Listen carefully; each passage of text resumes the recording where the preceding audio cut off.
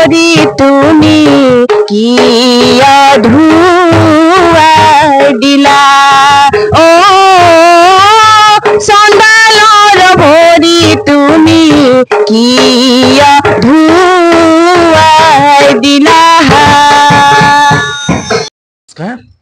প্ৰিয় দৰ্শক এটি নতুন ভিডিঅ'ৰ সৈতে আপোনালোক আটাইকে মোৰ চেনেললৈ স্বাগতম জনাইছোঁ আজি মোৰ সৈতে উপস্থিত আছে এগৰাকী লোকশিল্পী লোকশিল্পী বুলি মই এইভাবে কৈছোঁ যে যিগৰাকী শিল্পীক আপোনালোকৰ সৈতে চিনাকি কৰাই দিম আসলে চিনাকি কৰাই দিয়াৰ বৰ বিশেষ পৰিচয় নাই বা প্ৰয়োজন নাই তেখেতক দেখিলে আপোনালোকে চিনি পাব চৰ্চিত এটা নাম হৈছে অনামিকা কলিতা আৰু লোকশিল্পী বুলি কোৱাৰ মূলতে হৈছে যে তেখেতে নামৰ পৰা বিয়া নামৰ পৰা বা গীতৰ পৰা প্ৰত্যেক দিশতে আনকি বাদ্য বাজনতো তেখেতৰ সুপাৰদৰ্শিতা আছে আৰু সেই অনামিকাৰ লগত আজি কিছু কথা পাতিম আৰু যদি সম্ভৱ হয় কিছু নামো তেওঁৰ পৰা শুনিবলৈকে প্ৰয়াস কৰিম বা আমাৰ দৰ্শকসকলক শুনাবলৈকে প্ৰয়াস কৰিম স্বাগতম জনাইছোঁ মোৰ চেনেললৈ ধন্যবাদ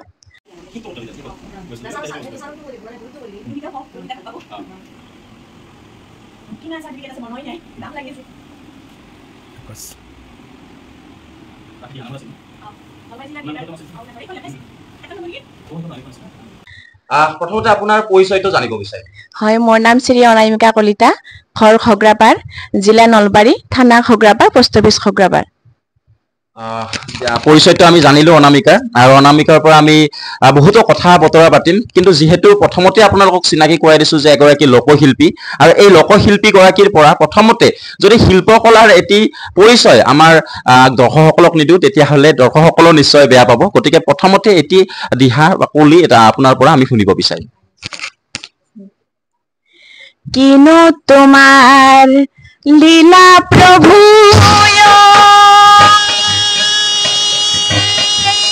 প্ৰভু কিনো তোমাৰ লীলা চন্দালৰ ভৰি তুমি কিয় ধুৱাই দিলা অ চন্দালৰ ভৰি তুমি কিয় ধুৱাই দিলা কিনো তোমাৰ লীলা প্ৰভু অ প্ৰভু কিনো তোমাৰ লীলা চন্দালৰ ভৰি তুমি কিয় ধুৱাই দিলা অ চন্দালৰ ভৰি তুমি কিয় ধুৱাই দিলা মৰা পুৰি যিয়ে অ প্ৰভু জীৱন ধাৰণ কৰে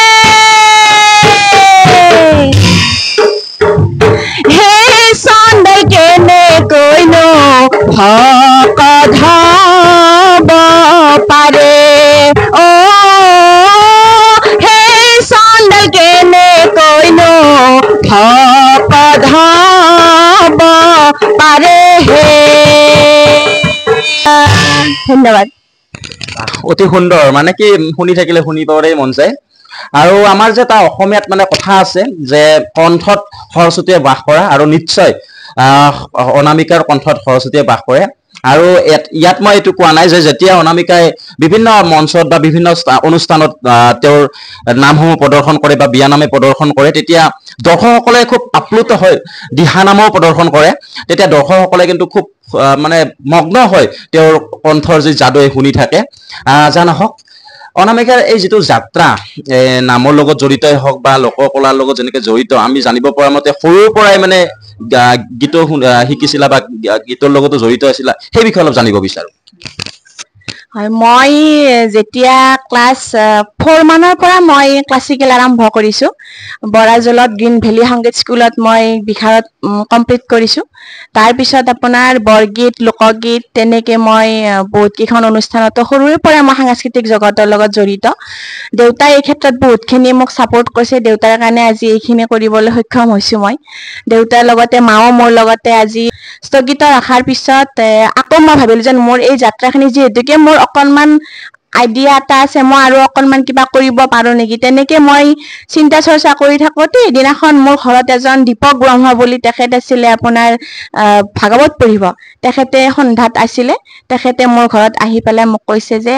তুমি কি কৰি আছা বুলি। মই কৈছোঁ বৰ্তমান এনেই আছোঁ, ঘৰতে থাকোঁ। তেনেকৈ ক'লে তেখেতে কৈছে সংগীতৰ প্ৰতি ৰাপ আছেনে নাই। তেখেতক মই ক'লোঁ সংগীতত বিশাৰত কৰিছোঁ মই, এনেকৈ ক'লোঁ। তাৰপিছত তেখেতে ক'লে যদি তোমাৰ ভাল, তুমি নাম চাম গাব ষ্টাৰ্ট কৰিব পাৰাচোন, দিহানাম গাবকে পাৰা। তাৰপিছত তেখেতক ক'লোঁ যে দিহানাম গাম বুলি ভাবি আছোঁ, কিন্তু কেনেধৰণে গাম, কোনে শিকাব, এইবিলাক তেওঁৰ লগত কথা পাতিলোঁ। পাতি পেলাই তেখেতে মোক ক'লে, গুৱাহাটীৰ বাইদেউ এজনীক মোক চিনাকি কৰাই দিলে। তেখেতক মাতি পেলাই মই দিহানাম আৰম্ভ কৰিব ল'লোঁ। 2018 পৰা মই দিহানাম গাই আছোঁ। দিহানামৰ পিছত আপোনাৰ দিহানাম গাই পেলাই মাজে সময়ে বৰগীতৰো কম্পিটিশ্যন কৰোঁ, লোকগীতৰো কম্পিটিশ্যন কৰোঁ। তাৰপিছত দিহানামৰ দলটোৰ এনেকৈ চলি থকাৰ পিছতে মানুহখিনিয়ে যেতিয়া মই দিহানাম প্ৰতিযোগিতাত যাওঁ, তেতিয়া মানুহখিনিয়ে মোক কয় যে তুমি নাগাৰা নাম ষ্টাৰ্ট কৰিব পাৰা, নাগাৰা নাম শিকিব পাৰা। তেতিয়া মই মানে ইমান ইণ্টাৰেষ্টেড নাছিলোঁ, নাগাৰামটোৰ বিষয়ে মই ইমান ইণ্টাৰেষ্টেড নহয়। তাৰপিছত মই তেনেকৈ ভাবিলোঁ যে নাগাৰা নাম নিশিকোঁ, থিয় নাম শিকোঁ। আমাৰ যিটো বৰপতীয়া আমাৰ থিয় নাম আছে, সেই থিয় নামটো শিকোঁ। তেনেকৈ মই দিহানামৰ পিছত দিহানাম 8 বছৰ গোৱাৰ পিছত মই ভাবিলোঁ থিয় নাম গাওঁ। এনেকৈ মই 2022ত আকৌ থিয় নাম ষ্টাৰ্ট কৰিছোঁ। থিয় নাম ষ্টাৰ্ট কৰোঁতেও আপোনাৰ ইমান ৰাইজৰ মানে মৰম পাইছোঁ মই। তেজপুৰলৈকে গৈছোঁ, শিৱসাগৰলৈকে গৈছোঁ। ছ'চিয়েল মিডিয়াৰ যোগেদি মোক বহুত কেইখন প্ৰগ্ৰেম মোক ছ'চিয়েল মিডিয়াই দিছে। তেনেকৈ বহুত ঠাইত নাম গালোঁ। তেতিয়া থিয় নাম যেতিয়া প্ৰদৰ্শন কৰিব যাওঁ, তেতিয়া আকৌ মানুহখিনি কয় নহয় তোমাৰ কণ্ঠটো আছে, তুমি নাগাৰা নাম ষ্টাৰ্ট কৰা, তেনেকৈ কয়। তাৰপিছত মই ভাবিলোঁ সকলোৱে বিচাৰি আছে, এনেতে মই মাক ক'লোঁ, মা সকলোৱে দেখোন নাগাৰা নাম ষ্টাৰ্ট কৰিব দি আছে, কৰিব। এই যি আচলতে সংগীতৰ যাত্ৰা বা নামৰ লগত যি যাত্ৰা, এই যাত্ৰা আমি শুনিলোঁ। খুব ভাল লাগিল কেনেদৰে জড়িত হৈ পৰিলা। জানক আৰু যদি এটি নামৰ কলি শুনিব পাৰোঁ বা আমাৰ দৰ্শকসকলক শুনাব পাৰোঁ, খুব ভাল লাগিব। গতিকে এটি নামৰ কলি তোমাৰ পৰা পুনৰ শুনিব বিচাৰিম।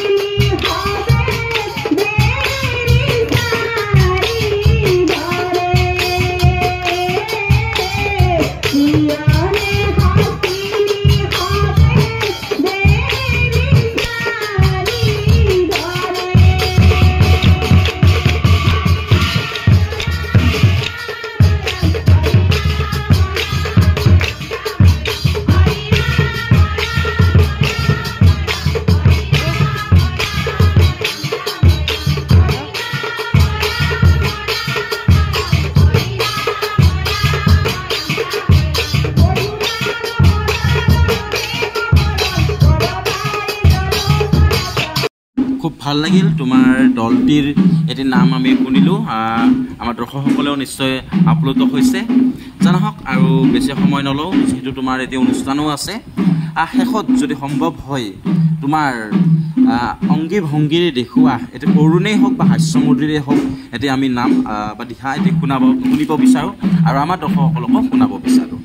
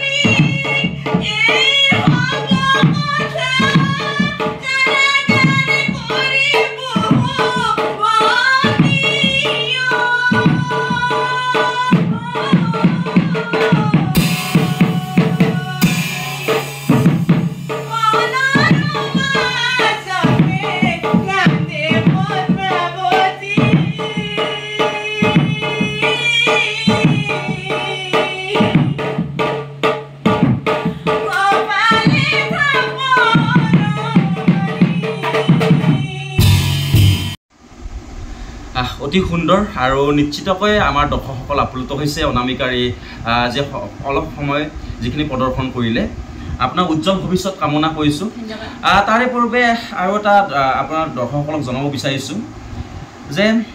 যিটো আমাৰ ঐতিহ্যমণ্ডিত শ্ৰী শ্ৰী হৰি মন্দিৰ অৰ্থাৎ উত্তৰ পূব ভাৰতৰে গৌৰৱ নলবাৰী চহৰস্থিত শ্ৰী শ্ৰী হৰি মন্দিৰ এই হৰি মন্দিৰৰ ৰাসত প্ৰতিটো বছৰে দিহানাম অনুষ্ঠিত কৰে আৰু যোৱাবেলি যে 91 সংখ্যক ৰাস মহোৎসৱত ৰাজ্যিক ভিত্তিক অৰ্থাৎ সদৌ অসম ভিত্তিক দিহানাম প্ৰতিযোগিতা হৈছিলে সেই প্ৰতিযোগিতাত অনামিকাই এটি বিশেষ বঁটা পাইছিল অৰ্থাৎ তেওঁলোকৰ দলটোৱে কি পাইছিল গোটেইখিনি আমি অনামিকাৰ জৰিয়তে জানিবলৈ প্ৰয়াস কৰিম হয় এইবাৰ নলবাৰী হৰি মন্দিৰৰ ৰাস কিমান আছিল তাতে দিহানাম প্ৰতিযোগিতা হৈছিলে দিহানাম প্ৰতিযোগিতা ভাদমহীয়া অনুষ্ঠান চলিছিলে এইবাৰো কৰিছে এইটো প্ৰগ্ৰেম তাতে আপোনাৰ 20টা দল সিলেক্ট কৰিছিলে 20টা দলৰ ভিতৰত আমিও আছিলোঁ আৰু এইবাৰ দিহানাম প্ৰতিযোগিতাত এই 20টা দলৰ ভিতৰত আমি প্ৰথম স্থান পাবলৈ সক্ষম হৈছোঁ ভাল লাগিছে মোৰ এনেও এটা সপোন আছিলে নলবাৰী ৰাসত মই বহুকেইদিন মানে বহু বছৰ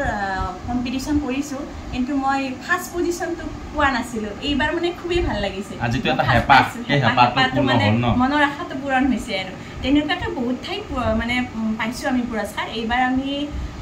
মোৰ মোবাইলত আছে বাৰু এইবাৰ আমি 32খন কৰিছিলোঁ 32খনৰ মাজতে আমাৰ 25খনত ফাৰ্ষ্ট আছে এইটো বস্তু এটা হয় যে আমি বিভিন্ন সময়ত নিউজত আমি পাই থাকোঁ যে অনামিকাই যলৈকে প্ৰতিযোগিতাত যায় তাতে কিন্তু পুৰস্কাৰ পাবলৈকে সক্ষমে হয় সেইটো মানে কি কিবা এটা থাকে আৰু মই এইটো নকওঁ যে ফাৰ্ষ্টে পাম তেনেকুৱা নহয় ফাৰ্ষ্ট ছেকেণ্ড পজিশ্যনত থাকে এইখিনি আশীৰ্বাদ আৰু ভগৱানৰ এয়া এগৰাকী প্ৰকৃত শিল্পী আৰু আমাৰ নলবাৰীৰ গৌৰৱ এই নলবাৰীৰ গৌৰৱ অনামিকাৰ আচলতে গুৰু কোন হয় মোৰ গুৰু বুলি ক'বলৈ গ'লে প্ৰথম গুৰু মোৰ দেউতাক ক'ব লাগিব দেউতা মায়াৰ পৰা মই সাংস্কৃতিক জগতখনত ভৰি দিছোঁ আৰু দেউতা বিশেষকৈ আমাৰ সাংস্কৃতিক জগতত দেউতাৰ এটা বহুত মানে হেঁপাহ আছিলে মোক উলিয়াই অনা কিন্তু দেউতাৰ 2014 ঢুকাই থাকিল তেওঁৰ এক্সিডেণ্টে ঢুকাল তাৰপিছত মই দিহানাম জগতত মই গুৰু ল'লোঁ গুৱাহাটী নাৰেংগীৰ নীলিমা দাস তেখেতক গুৰু পুজি মই দিহানাম জগতত দিহানাম আৰু থিয়ানাম জগতখনত মই পঢ়ি দিলোঁ আৰু মই এতিয়া নাগাৰা নামত গুৰু লৈছোঁ শ্ৰদ্ধা নিপন দত্ত কলিতা তেখেত হৈছে নাগাৰা নাম সংঘৰ সম্পাদক চিনিয়ে পাব তেখেতৰ ঘৰ পিতাম্বৰ হাট বজাৰ ধন্যবাদ ঠিক আছে আজিলৈ আমি ইমানতে অনুষ্ঠানটো সামৰিলোঁ পুনৰবাৰ অনামিকাৰ উজ্জ্বল ভৱিষ্যত কামনা কৰিছোঁ আৰু আমাৰ যি নলবাৰীৰ গৌৰৱ এই সদায় গৌৰৱান্বিত হৈ থাকিব বুলি আমি আশা কৰিছোঁ ধন্যবাদ